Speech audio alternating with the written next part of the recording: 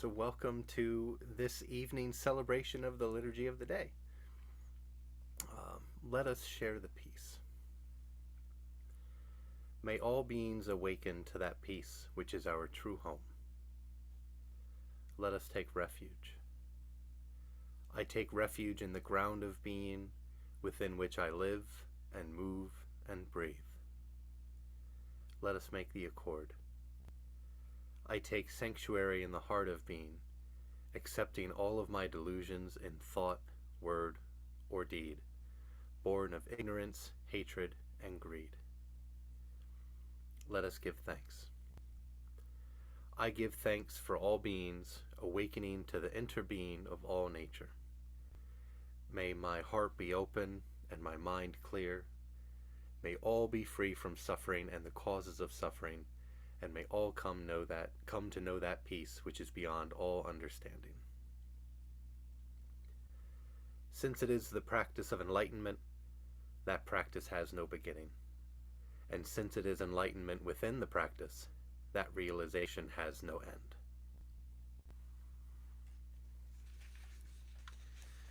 So, I wanted to share some thoughts this evening about being ourselves, being yourself. And this came into my mind a few months ago. I'd watched a movie called Gentlemen Broncos. It was directed by Jared Hess. It was the same person who directed Napoleon Dynamite, which is a movie I really liked. Didn't like it the first time I watched it, but it grew on me for sure. It also had Gentlemen Broncos. The movie had in it Jermaine Clement, who is in Flight of the Conchords. Who's an incredibly funny guy. So I'm like, this is going to be great. I'm going to watch this movie, and maybe it'll be similar to Napoleon Dynamite, and I'll come to love it. It was not. I finished the movie, and I thought to myself, boy, this is a bad movie. It's not for me. But then I realized, I was like, you know what? That movie was probably exactly what it wanted to be. It was just that I didn't necessarily like it, right? But for being itself, that movie got an A+. And for Jared Hess, the director, he, in as much as it turned out the way that he expected it to, he probably loves that movie, right? But I was judging it on what I wanted it to be. I wanted it to be kind of like Napoleon Dynamite. In some ways it was. But I didn't really like it, right? And I realized that, goodness, we do that to ourselves, don't we? That we're always expecting, that our lives are going to turn out some very specific way, or that if we don't act in a very specific way, that we've somehow failed, right? We give ourselves low ratings. Because we often have very unrealistic standards of perfection for ourselves, or the expectations of others, which can be very nefarious. Because we're always trying to be what they want us to be, as opposed to who we actually are. And because of that, we have a tendency to reject the parts of ourselves that we don't like. And that causes suffering, because we are a disintegrated person, right? We're trying to push out certain parts of ourselves. And a few weeks ago, Osho Mike and I gave a series of talks on some of the mindfulness models that we use in our order. And one that we covered was on the self-esteem, self-confidence model. And the essence of that model, that way of thinking, is that we sometimes orient ourselves to self-esteem, which is our true self, a sort of absolute Buddha nature side of ourselves. And sometimes we're oriented to the self-confidence or ego self, a relative part of our being. But we need both of those, right? The illustration that we use for that model is two wings of one bird, right? And a bird can't fly with one wing, it just flaps in circles, right? So that means that you can't completely orient yourself to the true self all the time, and you can't necessarily orient yourself to the ego self all the time, right? Because you'll just fly in a circle. But one of the important lessons of that model is to call out the fact that, look, there is a self, right? And I know I've heard from a lot of folks, and goodness, this was even me when I was earlier on in my journey studying these teachings. People sometimes misinterpret the Dharma as saying there's not a self, right? We have to kill the self. There's no self. But there is, right? That self, that ego self, albeit temporary and interdependent, I mean, it doesn't last forever, it doesn't stand on its own, but there is a self. It's that conditioned part of us. It's that part of us that doesn't like certain movies. It's that part of us that likes or doesn't like certain kinds of music, right? But the goal is not to suppress that self, and say, well, let me just see if I can do as little with that as I can and really orient myself to my true self. But the goal is to accept that self and to love it for what it is. And, it's hard because we see images of the Buddha. We see statues and paintings of the Buddha, and the Buddha always looks so calm and serene, right? And sometimes we practice and we think that being a Buddhist means that we need to be these sort of like perfect, unbothered beings, right? And undoubtedly, and hopefully, many of you have experienced this too, through our practice, pardon me, we do chill out a bit, right? We do become a bit more serene. But it doesn't mean that life is going to be like that all the time. Because while we are all Buddhas, we're not statues. We're not frozen images, right? Life gets tricky. We get tricky. And sometimes in our spiritual pursuits, we feel like we need to reject that ego self and focus on this kind of higher transcendental self, because we feel like, this ego self, all of these wants and desires and all of this turmoil, it's holding me back. So I need to get rid of that somehow. And there's a phrase for that kind of extreme rejection of the self. It was coined in the 1980s by a psychologist and therapist named John Wellwood, and it's called spiritual bypassing. Essentially what that is, it means that people ignore their ego self, the mundane things, to focus only on the metaphysical matters. But this can cause a lot of suffering because the self is still there, right? All that stuff goes on just because you're not thinking, even if you're not thinking about it. And if we're denying ourself, our ego self, we're denying ourselves the opportunity to accept and work on ourselves, to stay healthy, to be compassionate to ourselves, to be compassionate to the people immediately around us, because we're always looking out there as opposed to in here. And to be a fully integrated person, to fly with both of the wings of the true self and the ego self, instead of an extreme rejection of the ego self, we need a radical acceptance of the ego self. But you may think to yourself, and goodness knows I've thought this plenty of times myself, but hey, there's some not great stuff about me, right? There's some things that I don't like. There's some things that other people don't like. So there's some bad stuff I carry with me. Well, the first thing I would say there is, let's be very careful around that word bad. Let's examine that just very briefly. Because we want to make sure that we're not just laboring under some long-standing beliefs instilled by things that happened to us in the past traumas and things like that. Maybe an ex-girlfriend who said, they don't like that certain trait of yours, or a parent who punished a certain behavior, We talked about the transpersonal model, the parent-adult-child model, and how that can be tricky, right? Or maybe a time where you suffered a loss, lost a job because of some situation or something that you did. So you're thinking, oh, I have these things, the garbage, right? I gotta get rid of all of this. Forget that exists. And yeah, we all have tendencies, habits, patterns that are less skillful, right? We all have these things. Fiery tempers.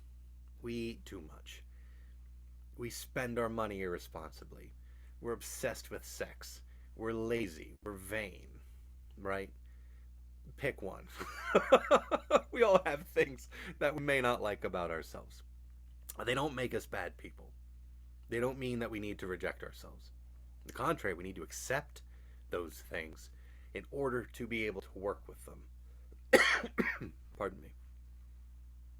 So if you have a bad temper, and this is something that was something that I've dealt with. A lot of people don't know me for a long time find that hard to believe, but goodness, as a young hockey player, I sure did have a temper. Then we need to bring attention to those moments where we feel that anger flaring up, right? Instead of just letting that habit and that pattern kind of run itself. Instead of letting that sensation of anger flow into actions where I say or do something maybe that I regret, we can notice, and we slow down and we say, oh, I got angry there. I felt angry just then.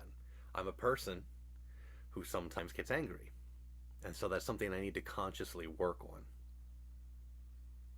If we ignore that, if we suppress that knowledge that we sometimes get angry and just think, I don't want to deal with that. I don't like that part of myself, so I'm just going to shove that away. We won't take the time to understand why it happens and to work with it. And then it becomes something that causes suffering for ourselves and for other people. But here's the thing, accepting those parts of ourselves doesn't mean indulging those parts of ourselves, right? To accept ourselves, warts and all, doesn't just mean that we give ourselves over to all of those habits and instincts, right? I've accepted that I'm an angry person, so I'm just going to spend all my time being angry because that's who I am. I can't help it, right? That's just me. No, it's actually the opposite of that. It means that you are bringing yourself to a place by that acceptance where you can practice, right? You can practice changing the way that you react when those things come up. You can make those habits a part of your practice, which is compassionate to yourself. And it's a mindfulness practice, right? And acceptance, as you can probably tell, it's not a passive activity, right? There's often responsibility attached with acceptance. You don't accept something you plan to not do anything with, right? Think of Mission Impossible. Your mission, should you choose to accept it, right? They didn't just say, cool, got this mission, just gonna set it over there and not do anything with it. No, it means that now you know what you have to do because you've accepted that part of yourself. So it's an active process. And pardon me, as I was preparing for this talk, I noticed in the mindfulness models, there's a smaller text that the words conscious and unconscious were written on some of the mindfulness models, typically conscious related to the true self and unconscious related to the ego self. Because some of the things that trip us up are those unconscious things that just sort of are happening all the time, right? They happen without us noticing or being able to do much about it. So when we live from our true self or our Buddha nature, it's a conscious act. It's something that you have to work on.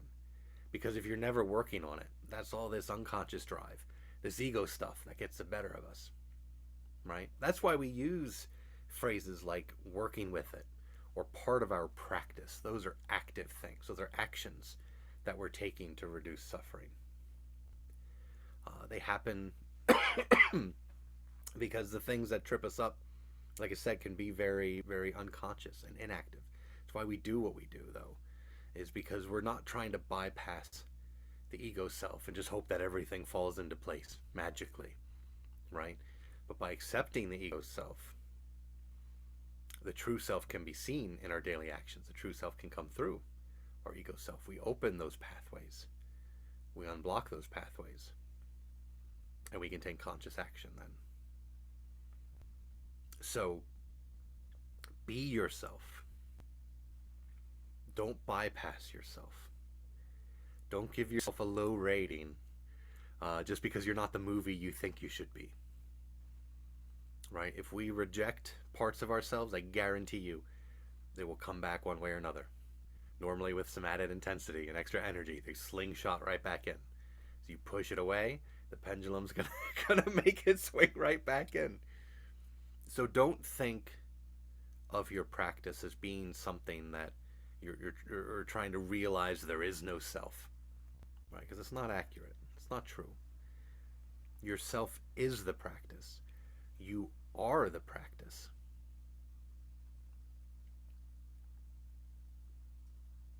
So I hope that that's helpful.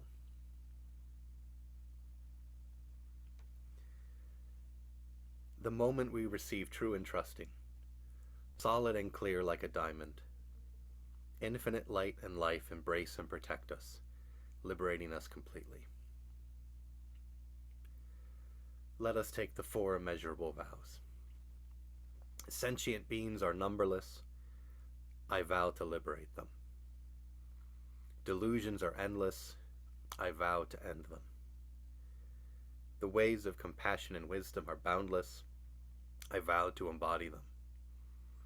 The way is unattainable. I vow to attain it. Let us take the precepts for the community of the vow. I allow my true self to manifest in all aspects of life. I take complete responsibility for my own life and all of my actions. I affirm my personal being and acknowledge it as a path to awakening and freedom. I embrace all aspects of my personal being, including my shadow, so that they may be transformed. I affirm an attitude of openness to my true self, even in the midst of suffering.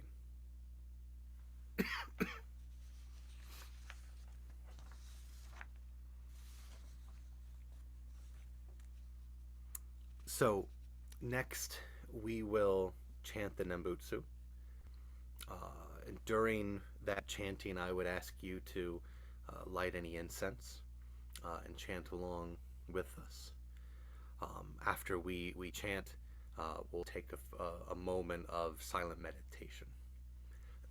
And as I'm dealing with this cough, the chanting may be a little shorter than it normally is because I don't want us to have to chant through me coughing. So, and I will strike the wooden fish bell, the mokugyo, as we finish the chanting, or when we have one more chant left. I'll ring the bell. We'll spend some time in a silent reflection, abiding, and then I'll ring the bell again to bring us back.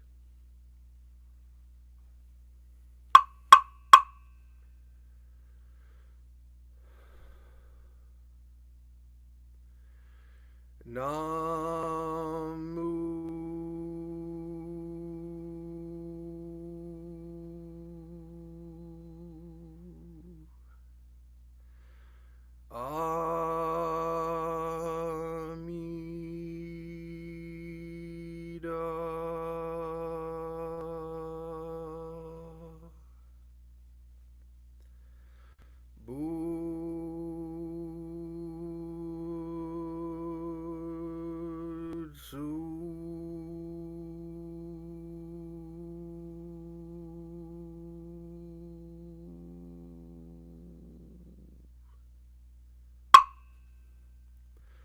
Namu